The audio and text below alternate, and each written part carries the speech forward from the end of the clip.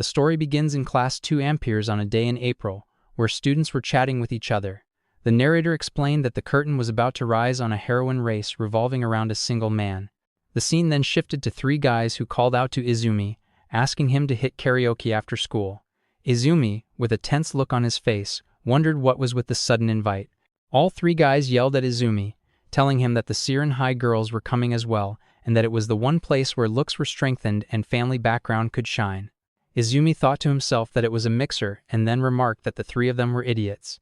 The 3 guys became confused while Izumi explained that it was just tightening the rope around their own necks.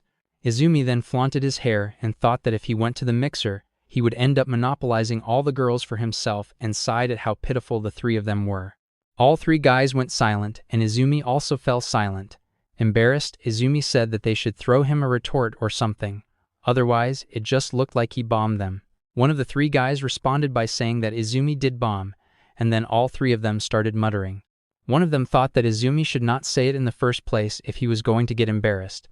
The second thought about what to do with a question mark and suggested maybe they did not actually need Izumi, and the third suggested finding someone better at talking. Izumi became frustrated, saying that they invited him and then treated him like this. The narrator then remarked that a man being so bashful was just pathetic. Izumi thought to himself that Satoru and his friends were just too much.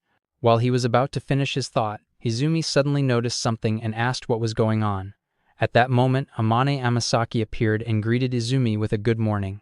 Izumi recognized Amane and noted that it had been quite a while. Another girl ran up and hugged Amane, exclaiming how long it had been. The girl then asked Amane about her modeling work and remarked that it looked like she had taken a long break. Amane explained that her dad told her to broaden her horizons, so she went to Los Angeles with him.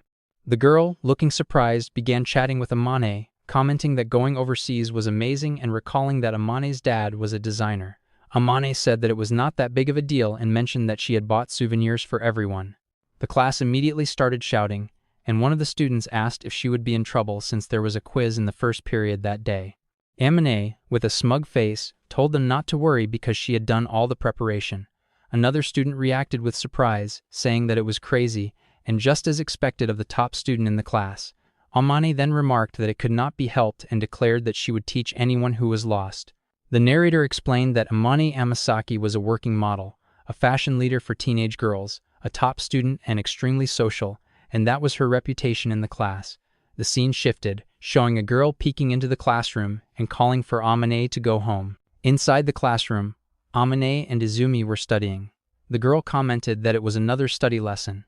Amane apologized, while the girl turned to Izumi and said that it was wasted effort since, even with Amane teaching him, Izumi was still barely scraping by. Izumi told her to shut up and insisted that she watch him get that recommendation. Amane apologized again and refused the invitation, saying maybe next time. The girl then commented that Izumi was working hard too and that she kind of pitied him. As the girl left, she praised Amane as such a goddess and warned Izumi not to cause her too much trouble. Amane then slammed her head on the desk and, in desperation, apologized for making Izumi pity her. She begged him to teach her how to study. Izumi sighed and asked her how long she would keep pretending to be a model student. Amane replied that it was already too late to stop. Izumi wondered to himself why everyone kept getting fooled by her. A flashback followed, showing Izumi handing out notes for Amane when she had been absent. Izumi thought about how Amane was so busy with work that she barely had time to study and had actually been on the verge of repeating a year the previous summer. Since then, Izumi had been running study sessions, drilling key points into her as soon as possible. Another memory showed Amane flaunting and claiming that it could not be helped and that she would teach anyone who was lost. Izumi thought that everything had started when Amane's grades went up, causing her to become full of herself and start saying that she would teach others. Now she could not back out of it. Izumi pointed out that she had done the same thing again that day. Amane admitted that she simply could not say no when people asked her. Returning to the present, Izumi was narrating a formula to Amane while thinking that, even if she was just pretending to be an honor student, the fact that she was absorbed enough to teach other people was impressive.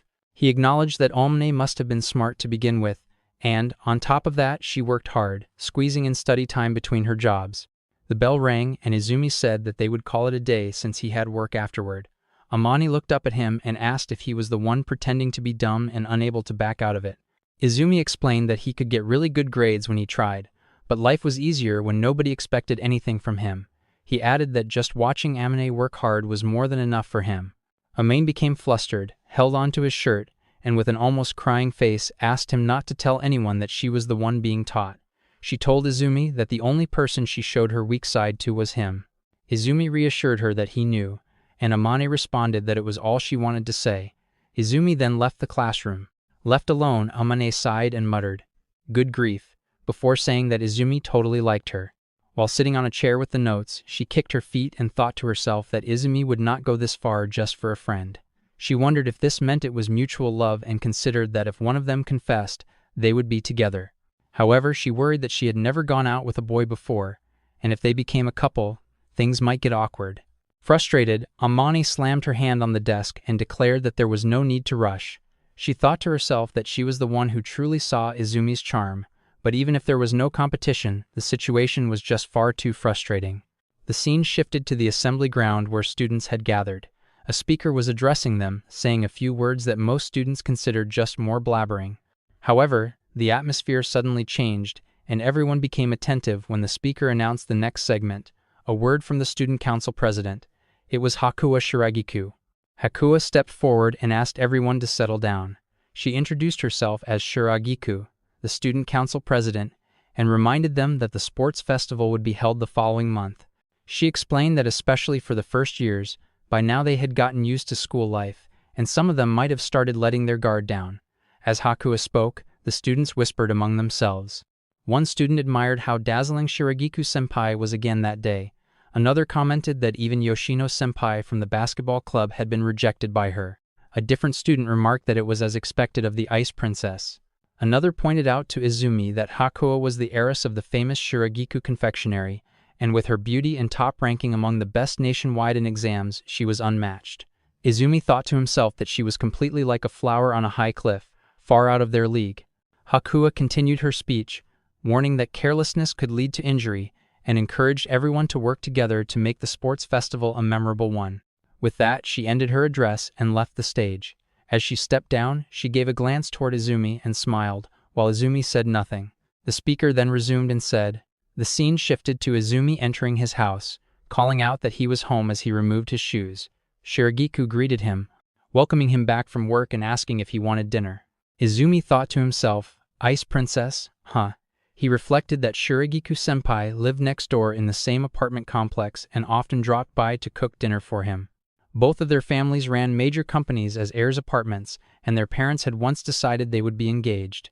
However, Izumi was no longer the heir, and the parent chosen for political reasons had now become nothing more than his former fiancé. Shiragiku was already beside the table with dinner prepared, and Izumi thought that at least that was how it was supposed to be. She called out to him and reached out to give him a welcome home hug. Izumi responded, greeting her politely, and she pouted before smiling brightly and patting him, saying, There, well done.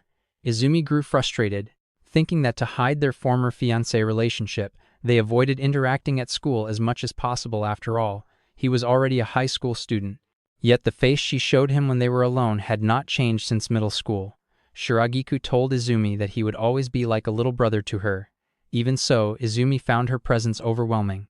Trying to regain composure, he told himself to get it together and pushed her gently. Shiragiku then suggested they eat before the food got cold, and Izumi thought that her sense of personal distance was completely off in private. After washing the dishes, Izumi apologized for always troubling her. Shiragiku replied that it was fine, as she was already making her own dinner anyway, and remarked that older sisters naturally wanted to spoil their younger brothers, which surprised Izumi. She then asked Izumi somewhat teasingly if there was something he should say about her cooking.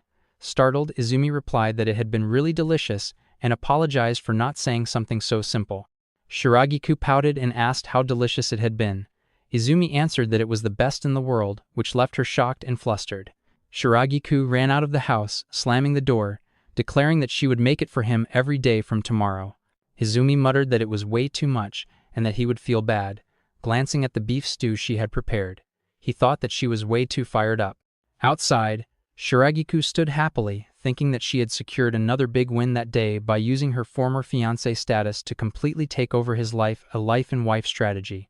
She reflected that she had forced her way past her parents' opposition, pulled strings to secure the room next to Izumi, and now, with spare keys, there was no way for any other girl to wedge herself into his life. Shiragiku thought back to middle school, remembering that Izumi-kun had been the only one who saw her not as the daughter of a big corporation but simply as a girl.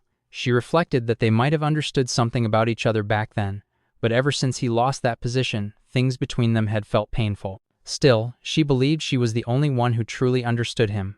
Resolutely, she promised herself that she would wait for Izumi-kun, and that someday when she inherited her father's will, she would definitely stand by his side until the end. The scene then shifted to Izumi sitting and thinking about how all the students had split into the bento group and the store-buying group during lunch. He reflected that no one would ever guess that this lunch was actually handmade by Shiragiku-senpai. In his thoughts, he heard her voice saying, "Here you go, Izumi-kun, today's portion." He continued thinking that even though he felt bad about relying on her every day, it was honestly a huge help for someone living alone. He finally decided to eat. Suddenly, he heard someone yelling not to come near Inori and saw Satoru. Izumi wondered what Satoru was even doing. The scene shifted to Satoru on his knees, calling out to Izumi. Haru Kasuga explained that a man with a filthy, lustrous face had been trying to approach Inori. Izumi then saw Inori and kicked Satoru inside the classroom, saying that it was probably his fault. He asked why the two of them were in the second-year classroom, thinking that despite being first years, they were already famous around the school. Inori, with her adorable aura, was super popular with the boys, the little angel, while Haru, the crazy dog who bit to protect Inori, was the little devil. By some twist of fate, both were also his club juniors. Inori asked Senpai if they were having club today. Izumi replied that she could have just messaged him. Inori added that they were both free that day, and Izumi agreed that it would be a club day. They both acknowledged this. Inori then asked if he had read the book she had recommended the other day. Izumi apologized, explaining that he had bought it but had not yet got around to reading it. Suddenly, Haru blocked him. Surprised, Izumi exclaimed her name. Haru told him not to get all lovey-dovey with Inori, saying that even small talk was off limits. The two then left, with Haru turning back to Izumi and calling him a damn leecher. Another student peeked at Izumi and asked if they were fighting. Izumi explained that he had just wanted to tell her he bought the book, and the girl commented that it was rough. Finally the bell rang, and all of them were shown in the library preparation room, sitting and reading books. Izumi thought to himself that their library, their literature club, or more precisely, their literature appreciation society was nothing more than a small circle of 3 people, reading books and chatting. Izumi reflected that he had originally been the only member left, and had planned to dissolve the club as soon as everyone else graduated. He remembered telling himself that after graduation, Izumi should take over the literature club himself. By chance, 2 new first years had joined, so the club had to continue. Another student in Izumi's thoughts had told him that if he felt like it, he could keep it going. Back in the present, Izumi observed that Inori was, as always, focused on her book, while the girl next to her was playing games. The gamer asked Izumi what was wrong, and Izumi dismissed her with a complaint about being looked at with pervy eyes, thinking that the girl did not even pretend to read and simply gamed non-stop. He reasoned that her whole reason for joining the club was to protect Inori. The gamer declared that the culprit was the little sister, which frustrated Inori and drew Izumi's attention. Izumi could not believe it and silently pleaded that it be a lie as he closed his book. He then protested that she was not the culprit and accused the gamer of lying. The gamer insisted she hated spoilers with a passion, and Izumi protested that even fake spoilers were still spoilers and that she should not make him paranoid for no reason. Izumi complained that the gamer was being punished for neglecting her club junior and spending club time reading, and he wondered whether she even knew what the club was supposed to be. Annoyed by her habit of toying with him for amusement, Izumi stood up, pulled a chair, and dragged it closer to her. As he grew flustered, Izumi confronted Haru, accusing her of always treating him like an enemy and of forbidding him from going near Inori. He suggested that Haru might be deliberately trying to get his attention. Inori watched the exchange without intervening. Izumi even reached out and touched Haru's chin, teasing that she simply could not be honest.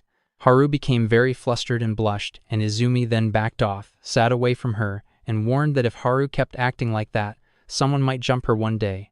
Haru, frustrated, threw a book at Izumi, yelling at him. Izumi, unfazed, told her that if the hit would knock some sense into her, she should fix her attitude, but the impact knocked him down. Haru then shouted, calling him a pervert and telling him to go die. Inori followed Haru, while Izumi got up, thinking that he had expected more of a "what are you acting cool for you creep" kind of comeback, but realized he had gone too far this time. He picked up the book Haru had thrown and noticed it was the same one he had been reading. Haru looked gloomy. Another student commented that it had been entirely Haru's fault, pointing out that she had read ahead just to be on the same page as Izumi, but her actions had completely missed the point. The student teased that she clearly wanted him to fuss over her that badly. Haru protested, but then reflected that it was supposed to be a fated reunion. A flashback appeared in her thoughts, remembering the middle school punk and how she had gotten carried away just because Izumi looked a bit pretty. Izumi, noticing the tension, interjected, asking how far they were going and commenting that the little kittens were already scared. He got lightly beaten by 2 other guys after saying this. Back in the present, Haru lamented that even though she called it fate, Senpai didn't remember it all and treated Inori all lovey-dovey while treating her completely differently, as always, which was frustrating. The scene then shifted to Izumi entering the school, where a girl was standing ahead of him. Someone whispered to Amane that Izumi was right there, and Amane replied nervously, insisting it wasn't like that. Another voice from above the stairs remarked that Izumi-kun always passed by at this time, and maybe today they would finally work up the courage to greet him. Haru, standing nearby, said she didn't care about Senpai or anything like that, while her friend suggested it might just be to say hi to him alone. 3 girls greeted Izumi. The first said, "Good morning, Izumi-chi." The second said, "Good morning, Suzumi-kun," and Haru added, "Senpai, good morning." Izumi looked at them, but suddenly, one girl stood up and confessed, "I love you, please go out with me." The other girls were stunned and looked at both of them. The narrator remarked that there was only one sure way to win the heroine race, being able to say, "I love you," properly. The girl, Nano Nanase, held Izumi's hand, and the narrator continued. And thus, the Izumi Suzume chapter had already drawn its curtain. All 3 girls reacted in disbelief, each saying Izumi's name and thinking to themselves that they would not hand him over to anyone. The narrator explained that the outcome of the heroine race was still unknown, and that the battle between the losing heroines and the one who could properly say, "I love you," was only just beginning. The scene shifted, revealing that a week earlier Nanao had been walking across the school hallway carrying a bag. She had been thinking that if she had known it would turn out like this, she probably would have just had it delivered to her house. She thought that coming to a new school for the first time made it easier to get lost, and she hadn't even had anyone to rely on there. Someone had then called out, asking what was wrong. It was Izumi standing in the hallway, and he said that Nanao looked like she was having a rough time, and that she was such an adorable little kitten. Nanao had been confused, thinking that this must be the city standard, and that Nanao now understood what everyone back home had meant when they said the city was scary. Izumi had been shown trembling and mumbling that Izumi had only thought she looked like she was having a hard time, and that maybe Izumi should have made a comeback instead, apologizing. Nanao thought that Izumi was kind of weird but did not seem scary. When she looked at her hand, she noticed that the bag was gone, and then Izumi was shown holding the bags, saying that a girl should not carry something that heavy and asking what was going on. Nano said that she had come there to handle her transfer paperwork and pick up textbooks, but her dad had suddenly been called and couldn't drive Nano. While saying all of this, Nano had also thought to herself about when Izumi had taken the bags. Izumi had said, "A transfer student, huh?" while talking to someone on the phone. Nano said Class 2B. Izumi said that it was the same as mine. Izumi then said something on the phone, explaining that he was saying hello to Goto-san and that there was a transfer student there at that moment. Izumi said that Nano's dad apparently could not drive her, and then said, "Got it, Izumi will take care of it." Izumi then said that this would be sent to Nano's house. Nano wondered who Izumi had been calling just then. Izumi said it had been Goto-sensei from the Career Guardian's office and that Izumi would drop it off at the staff room for Nano. Nano thought that everything Nano had been struggling with had been solved by Izumi instantly and wondered if that was what a capable guy looked like. Izumi then asked if it could be that Nano did not know the way and pointed in the direction of the gate. But at that moment, Nano saw something on Izumi's phone. It was a strap. Nano screamed about that strap, and Izumi was confused. When Nano held up Nano's own phone and showed the strap, Izumi said Izumi had not thought there was anyone besides Izumi who still had one of those, since it was a character from years ago. Nano said that Nano had kind of liked it back then and had someone buy it, even though all of Nano's friends had been like, "What's that supposed to be? Dope." But Nano had really liked it and had kept it on ever since. Izumi said that Izumi understood and that Izumi was really happy, thanking Nano for watching. Nano thought to herself that Nano did not really understand why Izumi had thanked Nano, but Izumi's smile, with the setting around them, had completely stunned Nanao. For some reason, Nanao's heartbeat had been so loud. Nanao wondered if that was what it felt like to fall in love. The scene then shifted, revealing that after school, on the day Izumi had been confessed to, Izumi had been sitting at a table with Izumi's hand on Izumi's head, thinking about how everything had ended up like that and feeling frustrated that Satoru had seen it. Many guys and girls had been talking about Izumi, saying things like how Izumi had gotten a cute girlfriend, calling it unforgivable, telling Izumi to die, and spreading all kinds of nonsense. They had asked what kind of girlfriend she was and whether it was true she was the transfer student, and they had told Izumi to do Izumi's best to make her happy. Izumi thought that because of that, Izumi had been teased non-stop all day, and that it was unbelievable how much fuss everyone made just because someone had confessed to Izumi. Izumi thought that everyone loved to overreact and addressed Amane. Amane had responded with a thoughtful sound and said that, as expected of a popular guy, Izumi sure knew how to handle it. Izumi then asked if Amane seemed kind of grumpy. Amane said no, not really. But Izumi thought that Amane definitely did not look like Amane was not bothered. Amane then said that Izumichi kept acting like it was such a bother, but Izumi actually did not mind it that much. Izumi said that not Amane too, and explained that Izumi had only run into Nano when she came for her transfer paperwork and had shown her around, and that was all. Izumi thought that Nanao had confessed suddenly on the first day, and Izumi was the one who was confused. Amane said that really, Izumi had hit on her with that "such an adorable little kitten, aren't you?" line or something like that right when Izumi had met Nanao. Izumi was caught off guard and started sweating, thinking back to the moment Izumi had met Nanao. Amane then said that it was not like Amane cared about who Izumi dated and told Izumi to go be happy with Izumi's cute little transfer student. Izumi sighed and said that just because Nanao was cute did not mean Izumi would instantly say yes the moment she confessed. Amane thought about it and then said, "Wait, so that was how it was." Izumi got startled and reacted, then said that dating was supposed to be about getting to know each other first, and that it was not some old-fashioned view on romance.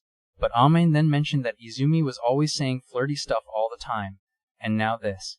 Izumi said fine, whatever, and suggested they start the study session.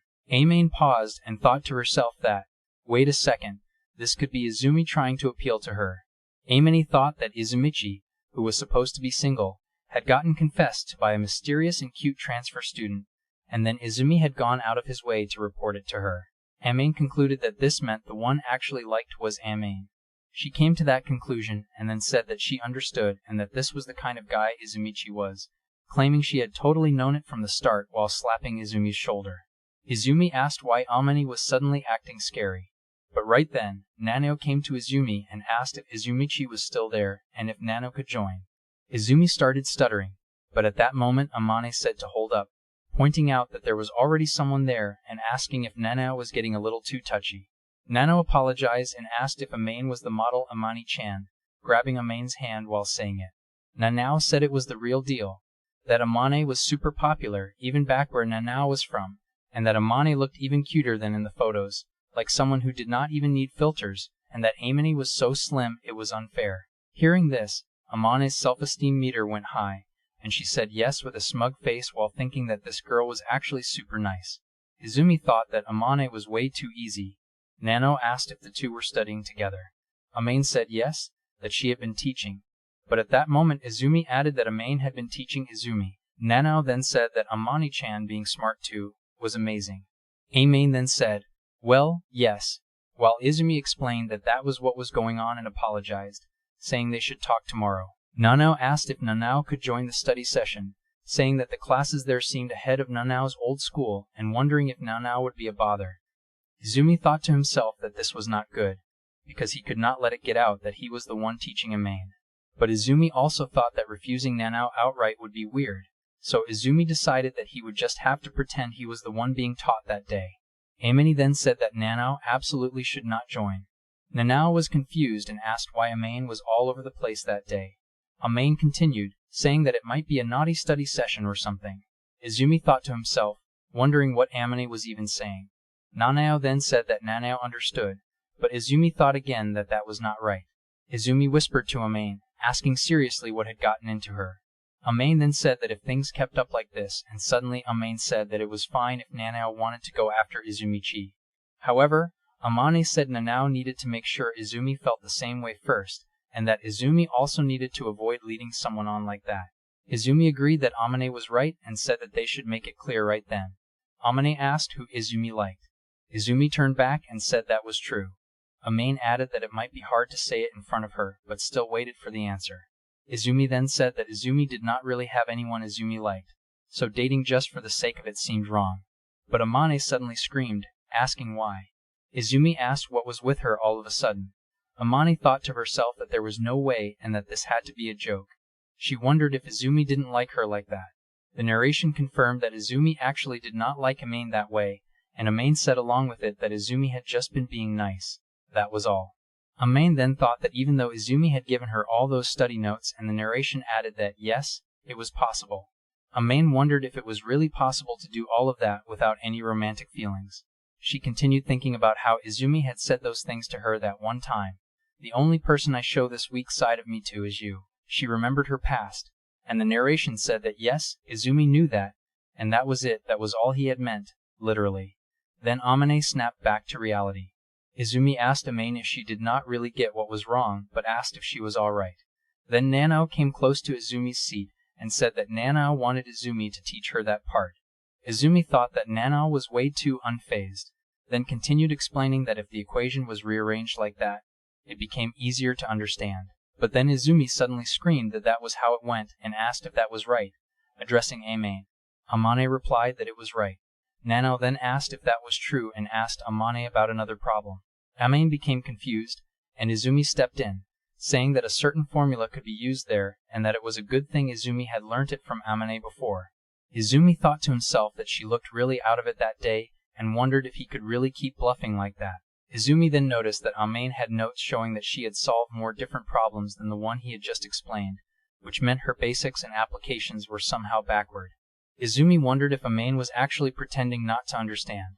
The situation had now become that the two people who understood were pretending to be taught by Amane, who was actually supposed to be the one learning.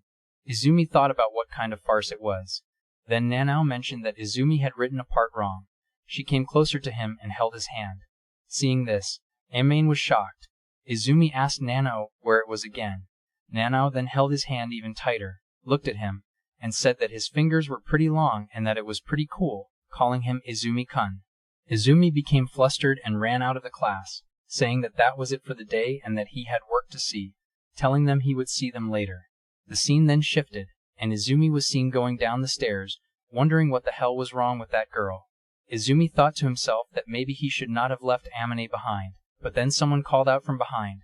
It was Nanao, asking if Izumi could wait and if they could go home together. Izumi thought to himself, wondering if her heart was made of steel. Izumi had only figured out that day that Nanao was way more of a handful than he had expected, and yet he told himself to calm down and stay cool. Nanao called out to him again, and Izumi asked if she had noticed it during the study session. Nanao said yes. Izumi explained that Amane was under some pretty heavy expectations from her father, and was trying hard to live up to the perfect version of herself, so he would appreciate it if Nanao kept quiet about it. Nanao agreed but added that she might tease Amane a little bit. Izumi wondered why, saying they had been having a nice and heartfelt moment just then. Nanao said that was a completely different story and declared that she would make Izumi fall in love with her. They both left the school, and the narration introduced the late-arriving transfer student of Class 2B, Nanao Nanes. Then Shiraguki appeared, saying that Hakuya Shiraguki would not let her have her way. In another scene, Amane was shown asking what time it was and where she was.